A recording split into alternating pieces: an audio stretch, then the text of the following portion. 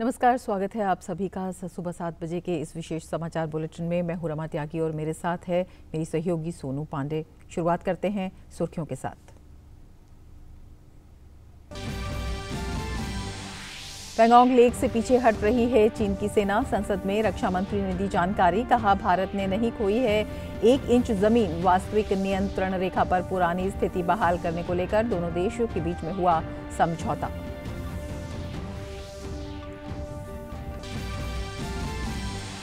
राज्यसभा में आज पूरी हो जाएगी बजट पर चर्चा। वित्त मंत्री निर्मला सीतारमण देंगी चर्चा का जवाब। लोकसभा में वित्त राज्य मंत्री अनुराग ठाकुर ने कहा, जारी रहेगी एमएसपी की व्यवस्था।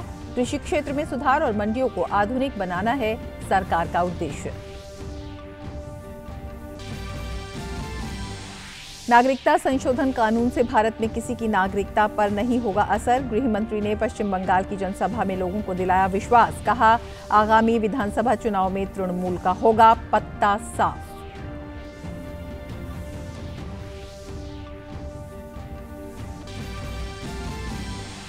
उत्तराखंड त्रासदी में मरने वालों की संख्या बढ़कर हुई 35। 169 लोग अब भी लापता।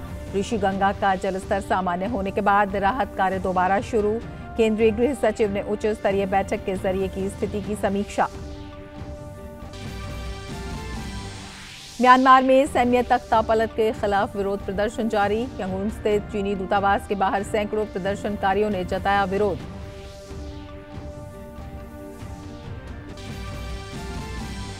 बायर्न म्यूनिख ने जीता क्लब विश्व कप का खिताब। फाइनल में मैक्सिको के क्लब ग्रिफ्स को दी 1-0 से मात। 9 महीने के अंदर बायर्न की छठी खिताबी जीत।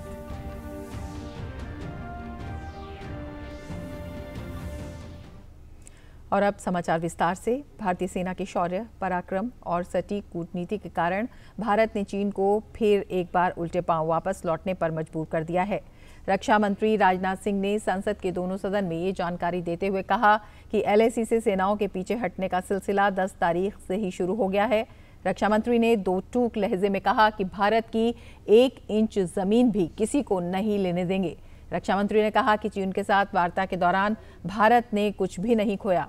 रक्षा मंत्री ने बताया कि सीनियर कमांडर स्तर पर 9 दौर की बातचीत हुई।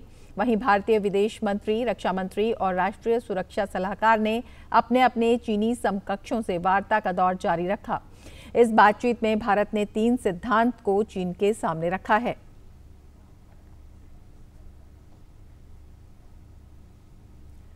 राज्यसभा की बैठक कल 13 फरवरी को नहीं होगी, लिहाजा अब आज बजट पर चर्चा और जवाब की प्रक्रिया को पूरा किया जाएगा। हालांकि लोकसभा की बैठक पूर्व निर्धारित कार्यक्रम के अनुसार कल पूरी होगी। संसद के बजट सत्र का पहला चरण पूर्व निर्धारित घोषणा के अनुसार 29 जनवरी से 15 फरवरी तक चलना था। बाद में तय किया गया कि 13 फरवरी को दोनों सदनों की बैठक के बाद वर्तमान सत्र का पहला चरण संपन्न हो जाएगा। लेकिन सभापति की घोषणा के बाद उच्च सदन में बजट सत्र का पहला चरण अब आज ही संपन्न हो जाएगा। बजट सत्र का दूसरा चरण 8 मार्च से 8 अप्रैल तक चलेगा।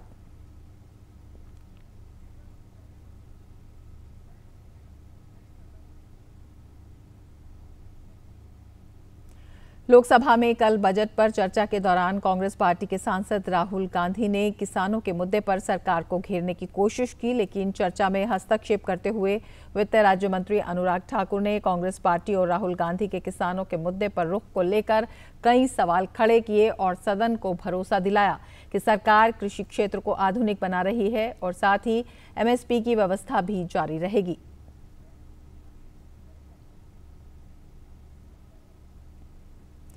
गृह मंत्री और भाजपा के वरिष्ठ नेता अमित शाह ने पश्चिम बंगाल के दौरे पर एक बार फिर साफ साफ कह दिया कि सीएए लागू करने के बाद किसी की नागरिकता को खतरा नहीं होगा। उन्होंने परिवर्तन यात्रा के जरिए ममता सरकार पर जोरदार हमला बोला और कहा कि राज्य के पिछड़ेपन के लिए ममता बनर्जी ही जिम्मेदार हैं। अमित शाह ने कूच बिहार में चौथे चरण की परिवर्तन यात्रा को हरी झंडी दिखाई और कूच बिहार और ठाकुर नगर की जनसभा के जरिए कहा कि ये परिवर्तन यात्रा पश्चिम बंगाल में स्थिति को बदलने की यात्रा है। राज्य की 294 विधानसभा सीटों के लिए भाजपा ने कुल 5 परिवर्तन यात्राओं का आयोजन किया है। पार्टी अध्यक्ष जेपी नड्डा ने 9 फरवरी को इस यात्रा की शुरुआत की थी।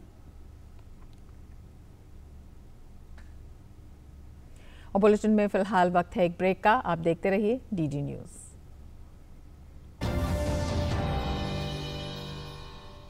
क्या शर्मा रहा है? दांत खाज खुजली है, सबको होती है। जालिम लोशन मुझे दादी ने दिया और बोली चर्म रोगों पर पड़े भारी। जालिम लोशन है पुराना खिलाड़ी, जो पुराना वही बेहतर है। जालिम lotion, fastest, trusted, tested TDO से। जालिम लोशन।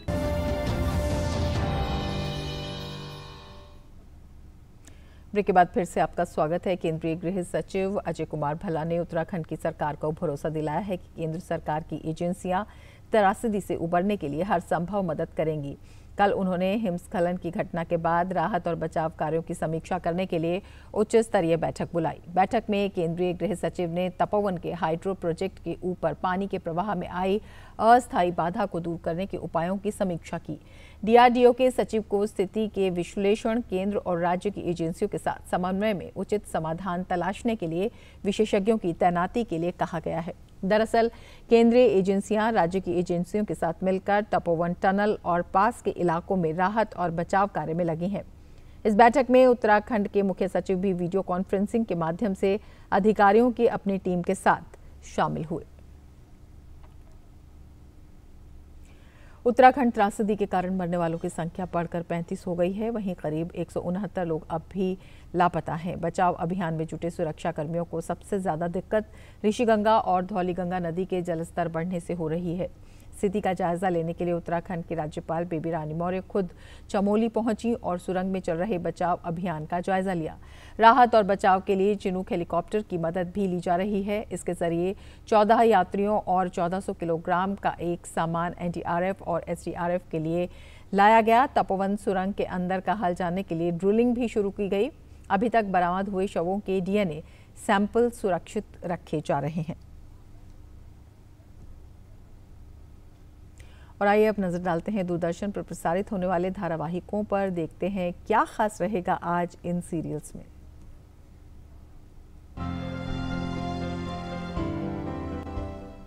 नमस्कार, आप देख रहे हैं DD प्रीमियर्स और आपके साथ मैं हूं शहला निगार। अपने इस खास कार्यक्रम में हम बात करते हैं दूरदर्शन के विभिन्न नेटवर्क्स पर प्रसारित होने वाले शानदार कार्यक्रमों की। तो चलिए सबसे पहले शुरुआत करते हैं पौराणिक धारावाहिक जय माता की के साथ और देखते हैं कि आज क्या कुछ खास रहेगा धारावाहिक जय माता की में। हे माते, हम अपनी सहचरी, सहधर्मिणी शची तथा देवांगनाओं को भी उस दुर्दान दानव के चंगुल से छुड़ा के नहीं ला पाए। छुड़ाने के लिए क्या प्रयास किया आपने? अपने प्राण बचाकर पलायन करते समय आपने उन कोमला की अबला स्त्रियों की तनिक भी चिंता नहीं की? तो देखते रहिए धारावाहिक जय माता की सोमवार से शुक्रवार रात 9 बजे DD नेशनल पर। और धारावाहिक संकट मोचन हनुमान में आज आपको देखने को मिलेगा कि राम और लक्ष्मण को देखकर सुग्रीव हनुमान से कहते हैं कि वो पता लगा कर आए कि सन्यासी के भेष में आखिर कौन जा रहा है। हनुमान भेष बदलकर राम और लक्ष्मण के पास जाते हैं और उनकी पहचान पूछते हैं। सन्यासियों के वेशभूषा और उस पर धनुष बाण, इससे पहले कि वो यहाँ पहुंचे तुम शीघ्र जाओ और उनके यहाँ आने का उद्देश्य पता करो। हनुमान, ब्राह्मण पर दया करके बता दीजिए कौन है आप लोग? तो देखते रहिए धारावाहिक संकट मोचन हनुमान सोमवार से शुक्रवार शाम 7 बजे DD नेशनल पर। और अब बात धारावाहिक साईं बाबा तेरे हजारों हाथ की। इस धारावाहिक में आज आप देखेंगे कि जौहर बाबा साईं बाबा पर गुस्सा होकर कहते हैं कि साईं हमारे अपमान के जरिए खुद के लिए सम्मान पाना चाहते हैं और इसके लिए वो देवीदास का इस्तेमाल कर रहे हैं। अरे बाहर निकल साईं, मेरा अपमान करके तू सीढ़ी में सम्मान पाना चाहता है। आज मैं खुद आ गया हूँ, खुद आ गया हूँ मैं। बाहर आ, सामने बाहर आ, आज कोई भी ढाल तुझे बचा नहीं सकती साईं। तो आखिर क्या हुआ है जौहर बाबा और साईं के बीच, जानने के लिए देखिए धारावाहिक साईं बाबा तेरे हजारों हाथ सोमवार से शुक्रवार रात 8 बजे DD नेशनल पर। और धारावाहिक शक्तिमान में आज आपको देखने को मिलेगा कि सूर्यांशी संजीव शक्तिमान को बताते हैं कि उन्होंने सुनंदा को नियंत्रित करने लायक ऊर्जा अपने पास इकट्ठा कर ली है।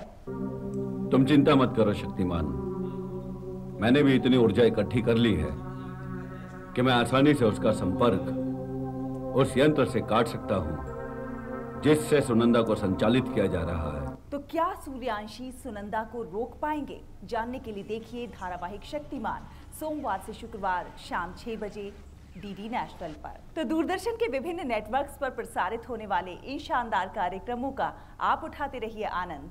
हमें दीजिए अनुमति। नमस्कार।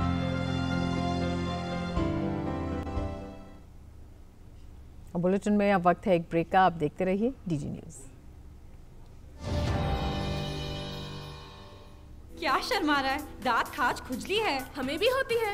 जालिम लोशन मुझे दादी ने दिया और बोली जालिम रोगों पर पड़े भारी। जालिम लोशन है पुराना खिलाड़ी, जो पुराना वही बेहतर है। जालिम lotion fastest, trusted, tested TDO से। जालिम लोशन।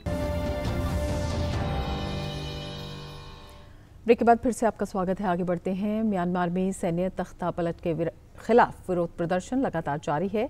सैन्य शासन को दिए जा रहे चीन के समर्थन पर राजधानी यंगून में स्थित चीन के दूतावास के बाहर सैकड़ों प्रदर्शनकारियों ने प्रदर्शन किया। प्रदर्शनकारियों ने चीनी और अंग्रेजी भाषा में लिखे प्लकार्ड्स हाथ में ले रखे थे। उनमें लिखा था, म्यांमार का समर्थन करो, तानाशाहों का नहीं। म्यांमार में आदिवासी अल्पसंख्यकों ने भी परंपरागत पोशाक पहनकर झील में नाव चलाई और सैन्य तख्तापलट के खिलाफ विरोध जताया।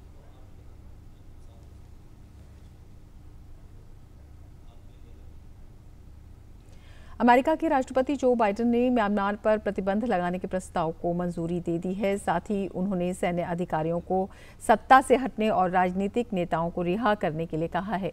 बाइडेन ने म्यांमार को फायदा पहुंचाने वाले सभी तरह के कारोबार और $1 अरब की सहायता पर तत्काल प्रभाव से रोक लगा दी है।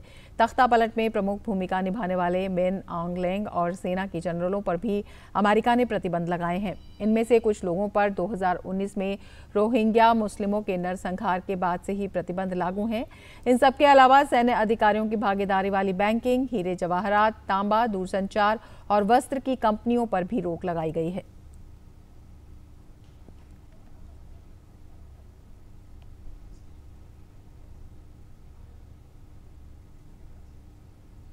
चीन ने BBC वर्ल्ड सर्विस टेलीविजन को चीन के भीतर प्रसारण करने से प्रतिबंधित कर दिया है। अगले 1 साल तक प्रतिबंध की घोषणा करते हुए चीन ने आरोप लगाया कि BBC ने कोविड-19 और शिनजियांग को लेकर गलत रिपोर्टिंग की है। चीन ने यह आरोप भी लगाया है कि BBC ने न्यूज़ के सत्य और निष्पक्ष होने की आवश्यक शर्त का भी उल्लंघन किया है। वहीं BBC की तरफ से जारी बयान में चीन के इस कदम पर खेद जताते हुए कहा गया है कि BBC दुनिया के सबसे विश्वसनीय अंतर्राष्ट्रीय समाचार प्रसारकों में से एक है और दुनिया भर से पूरी निष्पक्षता से बिना डर या पक्षपात के कहानियां रिपोर्ट करता है। बायर्न म्यूनिख ने फीफा क्लब विश्व कप का खिताब अपने नाम कर लिया है। कतर में खेले गए फाइनल मुकाबले में बायर्न ने मैक्सिको के क्लब टिग्रेस को 1-0 से हराकर यह कामयाबी हासिल की। बायर्न का 9 महीने के अंदर ये छठी खिताबी जीत रही। बायर्न की इस जीत में अहम भूमिका निभाई बेंजामिन पावद ने, जिन्होंने खेल के 59वें मिनट में गोल कर बायर्न को 1-0 से आगे कर दिया। टीम ने अपनी इस बढ़त को खोने नहीं दिया और मैच को 1-0 से अपने नाम किया। ये लगातार 8वीं बार है जब किसी यूरोपियन क्लब ने इस खिताब पर अपने नाम की मुहर लगाई है। इसके साथ ही इस विशेष समाचार बुलेटिन में फिलहाल इतना ही। दीजिए इजाजत। नमस्कार।